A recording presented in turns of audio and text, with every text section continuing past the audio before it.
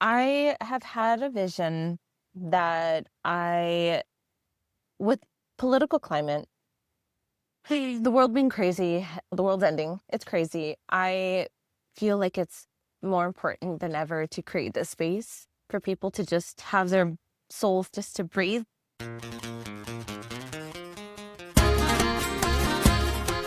My name is Blue Dream Bruja. That's my street name. My name is Dorian Noel Serrano Barron. Pronouns she, her, they.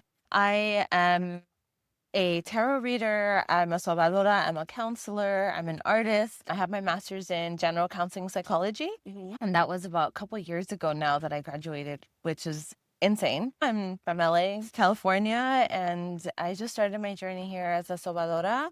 I don't like to say that I'm like a full-on sobadora because it's one of those roles that is lifelong. And it's not until you really feel like it's going to click. When I'm like, I'm a bruja, I don't feel I'm on the journey still of being a sobadora. So I definitely opened the door to that. But it's always been a calling of mine. I've always wanted to be a sobadora ever since I was little. I've always had a calling with my hands, to heal with my hands. I remember being little and at my Mama Hila's house, we would just hang out. I have a huge family. So there's a million of us. And I remember charging people for little back rubs. I was like, I don't know, 6 or something. And I remember massaging like my uncles and aunts for like $1 or whatever. But that's a core memory that I have in my head, that as I was doing it one time, I was doing a sobada on a client and that vision hit me. And I was like, oh crap, this has always been something that I've always wanted to do. So finally stepping into my power. Into my role. I'm excited. Where do you see it going now? What's next? I think there's a crow. There's a lot of animals over here. Lots of good omens. Where is it going now? I have had a vision that with political climate, the world being crazy, the world's ending, it's crazy. I feel like it's more important than ever to create this space for people to just have their souls just to breathe.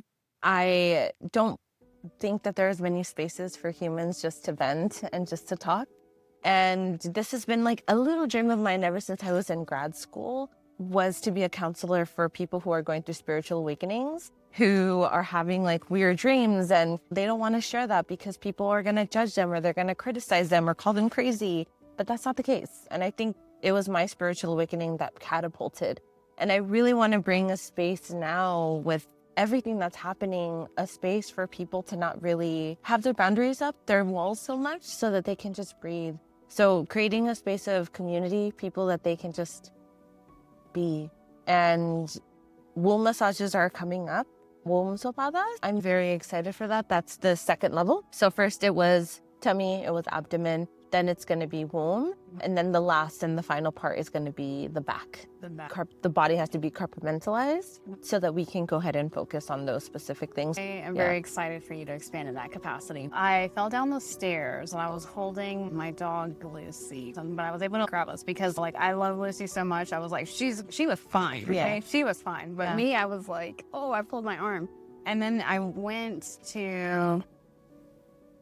I got a chiropractic adjustment and stuff, but I still like felt weird. And then I was like, maybe se me cayó la mollera or something like that. So I asked around and then I was able to find a sobadora. And like, this is an ancestral, like, what do you call it? Ancestral healing medicine. Right? And she was like, I'd like never been. And she was like legit. Like I walked into her house. I was like, This is a sobadora's house. This is a sobadora's house. Yeah, exactly. Yeah. And then she was like, no, your mollera's fine. Yeah. But your matriz se cayó. Yeah. And so she was like, she was fixing it. And it's all external. It is not internal. No. But she was like, oh my gosh, she was like sweating. Yep. She was like sweating. And I'm like, oh my God, it must have been really bad. Yeah. And then she she's like, all right, it's gonna hurt, right? Yeah. And she like picked it up and it it didn't really hurt. It felt to me like when it flopped back over, it felt like a flop. Yeah. But it felt like when I was expecting and my daughter would like flip, Got it. That's what it felt like. Interesting. So it didn't really, like, it was uncomfortable, but it didn't hurt. Yeah. I don't know how to explain it. Yeah. Like, it was fine. And then, like, I'm always, like, panzona. And I for all the workouts that, like, the panzona doesn't get cured, but that cured it. Yep.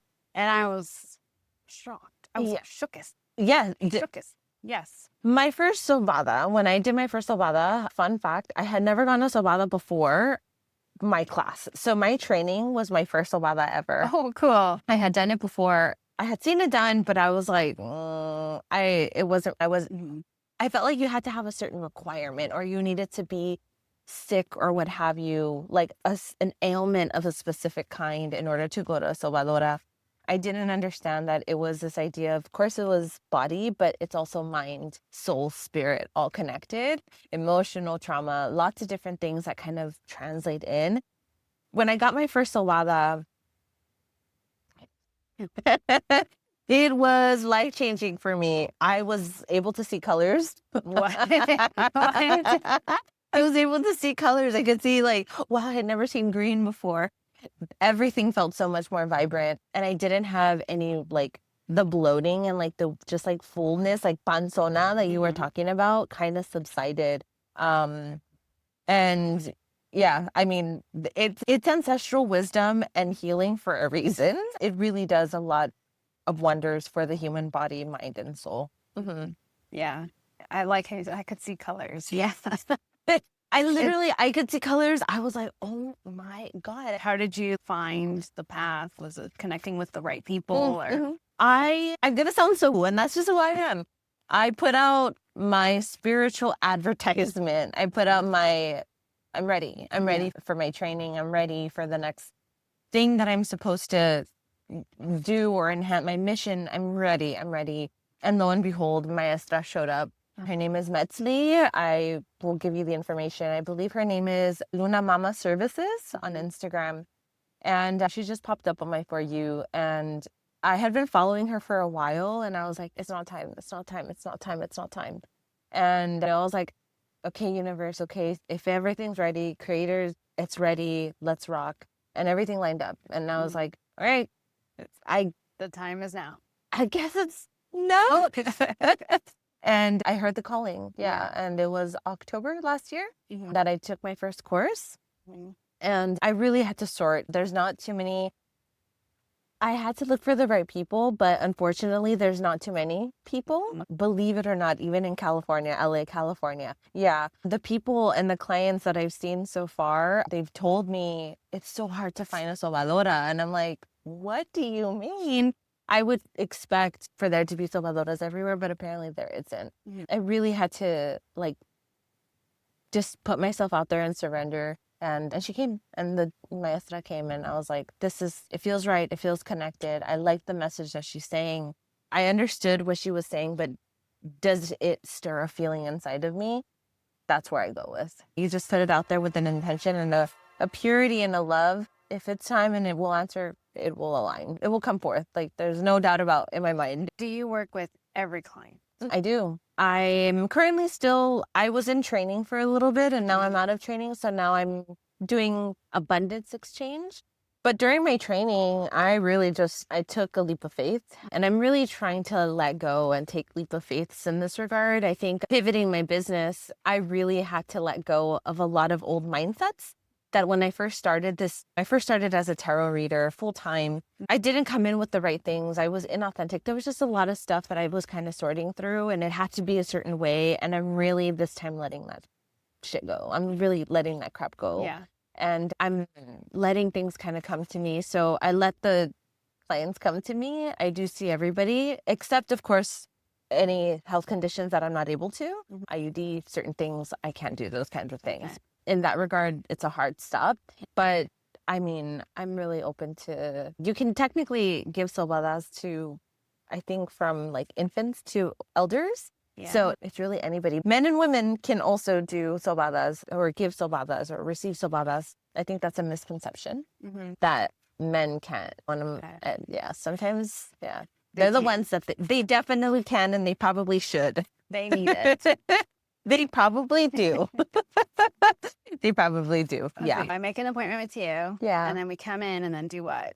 I typically, what happens is I greet my client. I really try to make a very safe, loving environment. My midheaven is in Cancer. So for me, home and comfy and environment is everything to make someone feel comfortable. I also have a lot of Taurus placements. So safety and security is number one. I want to be Aquarius. And or maybe you're an honorary Aquarius. I feel like I am. An honorary member of of the Aquarian craziness. Yeah. So beat me up, but gently, please. But gently, please. And give me a little bit of a notice.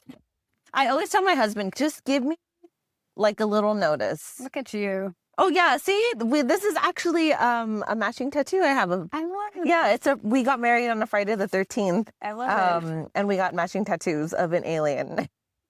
A little UFO being beamed up with the 13 in it. Bro. So they come in, so clients come in, and what happens is we get comfortable here. This is their space right in here. And I typically have them do a plática. So we do a heart-to-heart. It's a heart-straightening conversation. This is a part of curanderismo. It's a part of, again, going back to what I had originally said, creating a space for someone to come in with just something on their heart, whatever that may look like. It could be like, I don't know, I cheated on my diet, or my partner doesn't love me anymore. Whatever the case may be, they need to come in and straighten some sort of conversation. We do that. And then I provide a limpia. So I typically do a smudge limpia. It's typically black or white copal to cleanse the energy. And then I will do like an egg shaker, do the whole shebang. We want to release the emotional and the mental before we kind of get to the physical. And then once that is proceeded, we go ahead and start with the body work. So we do the sobada, they lay down. The sobada takes no more than 10 to 15 minutes. If we do any more, then the person will be in pain. And I do not want that, because a sobada is not meant to be relaxing. It's not supposed to be a soft kind of thing, like you had said, right? Like when you got your matriz. It's intense work. Yeah. It's intense work. We're moving the organs. We're putting the movement back. So it's going to take... Who's that? Oh, this music is music. And so and then we do the sobada. Yeah. So that's a 10 to 15 minute work, body work. And then I check in with the client always. I do not want to leave my client feeling like, all right, see you later. I leave them with aftercare. I check up on them, follow up with them, and they're on their way. And that's what a typical session looks like. Yeah. I love that. Yeah. So I want to incorporate, right, like the mind body, like the whole component of the human, because that's important. Yeah. It's an important component of the self-evolution and self-transformation. Yeah. With your therapy background and the sobadas, are you going to create a holistic practice? Yeah. I love this. Yeah, that's kind of what my goal is. I really attest, I'm going to give a shout out to my alma mater, Mountain St. Mary's University. They have this idea of holistic wealth and holistic taking care of your dear neighbor. And it's a biopsychosocial. So we have a huge nursing program, and her name is Sister Callista Roy. And she's a really powerful nurse. And she was able to bring that bio, right, and puts that with a element of spirituality. So to combine those both. And she created a whole book. It's a whole thing. It's the Roy adaptation. And I really took that. I took that spirit and really was like, how can I integrate this? How can I continue to be an agent of change and peace and transformation? And this is how it is. Yeah. So to create an holistic wellness space for people, that's my dream. I love that dream. Thank you. I love that dream. Oh, it's kind thank of you. Yeah. Oh, thank you. I appreciate it. And also, I think, because you mentioned politics earlier too, if we can hold on to our cultural practices, like we won, be it.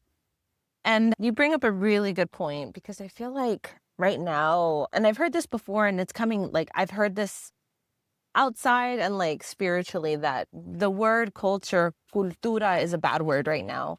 It's a bad word. Culture is a bad word right now. And for me, I have a lot of fourth house placements. So home and my roots are very important.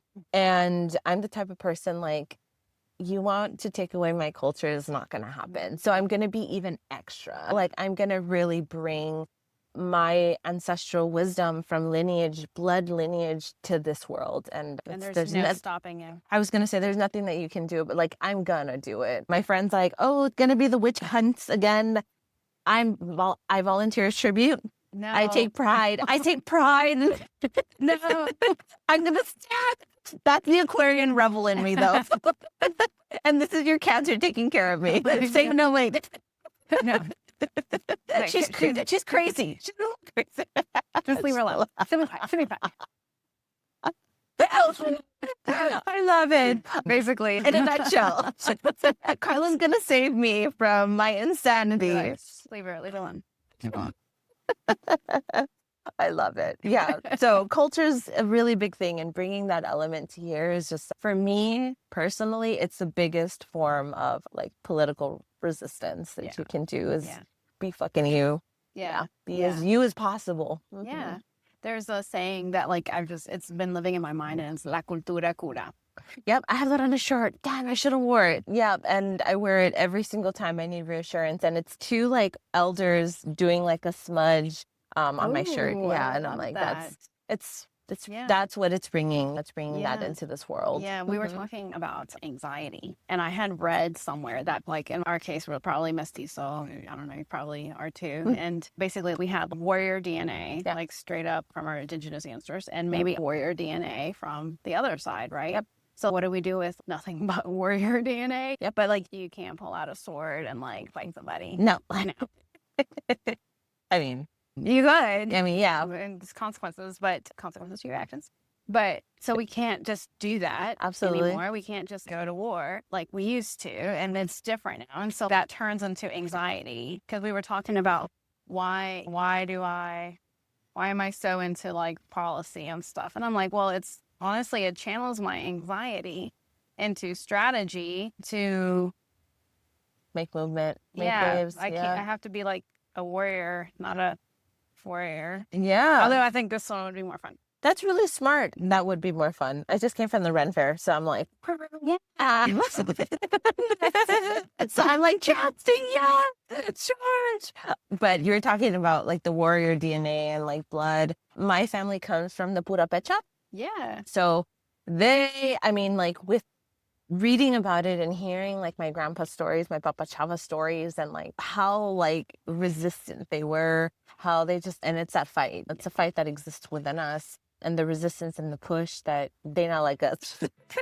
They not like us. Every time I'm going to drop a Kendrick line, I'm going to drop a Kendrick line. And it's really saying that like, that we are not like you. We have different blood. We have a resistance that is only found in us. Yes, for sure. I was also researching where do Hispanic, Latinx, mestizos, whatever you want to call us, where do we come from? And so I was That's like... a loaded question. That's a crazy question. I was like, where do we come from? Like, did we drop out the sky? Like, I don't know. Like, what happened? Basically, like, after, like, Columbus went to, was it the Puerto Rico, the Taínos? But basically then the Spanish went to Florida. And so, like, where was the birthplace? Like, could that have been? This is our homeland. From the tippy top to the tippy bottom, this is where we're from. And when I realized that, it was this next level empowerment, because they make us feel like foreigners are homeland. Absolutely. I'm happy that you're here. Yeah, me too. Yeah, I think it's a certain kind of magic when people kind of connect like this and talk about like this talk stuff. Talk culture, talk spirit, talk real talk. The real talk and things that, maybe are kind of foreign where you come from, the lands of where you come from. Yeah, the tree people. The tree people. Oh my God. Where do we find you? You can find me on Instagram. That's kind of where most of my movement's at. Blue Dream Bruja, that's my website. I will go ahead and give you that. I have YouTube. I dropped my La America films. So this is my creative outlet. I've always had a dream of being behind the camera and filming, and I really took inspiration of different murals in LA and the love that I have for my city. I really love LA. You're born and raised. I was born and raised in LA. I have so much pride. South Central LA, 323, 9001. That's where I'm from. And had a dream to just not, I want to tell other people that LA is not, it's not what it seems. Those love letters. So I just dropped my Hood Heart. It's a love letter to LA. Bleeding Blue is another Dodger inspired one. And then I'm going to also be dropping a couple of other ones that are collabs with other LA brujas and creators that will be dropping very soon. That's on my YouTube channel. My podcast is going to be coming up. That's very secretive. That's very in the works, but it's born. This is me birthing it out in the world. Okay. And my Patreon, you can definitely go ahead and support me on my Patreon. I have a lot of cool things there and a really cool community. If you're in the LA area, I would love to connect with you. Open arms and open heart always. Yeah. And book a session with me. I'm very excited. Yeah, so thank you. Yeah. Thank you.